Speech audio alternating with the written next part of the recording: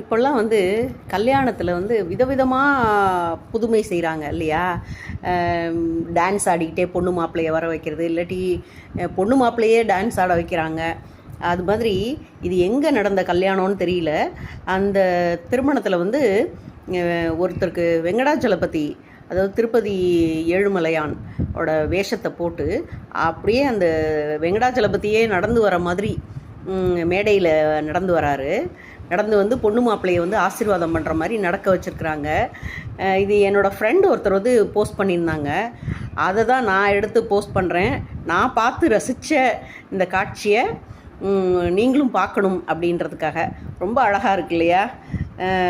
அவங்கவுங்களுக்கு பிடிச்ச தெய்வத்தை வந்து வேஷமாக போட்டு வர வச்சு இந்த மாதிரி பண்ணுறதும் ரொம்ப நல்லாயிருக்கும்னு நினைக்கிறேன்.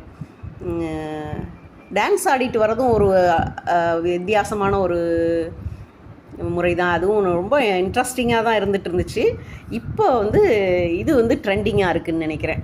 இந்த மாதிரி அவங்களோட இஷ்ட தெய்வத்தோட வேஷத்தில் வந்து அந்த தெய்வமே நேரில் வந்து பொண்ணு மாப்பிள்ளையை ஆசீர்வாதம் பண்ணுற மாதிரி இருக்கிற இந்த காட்சி வந்து உங்களுக்கும் பிடிக்கும்னு நினைக்கிறேன். நீங்களும் பார்த்து ரசிங்க. எனக்கு ரொம்ப பிடிச்சிருந்துச்சு. நான் திரும்ப திரும்ப பார்த்துட்டே இருந்தேன். இது நிச்சயமாக தமிழ்நாட்டில் நடந்த மாதிரி எனக்கு தெரியல.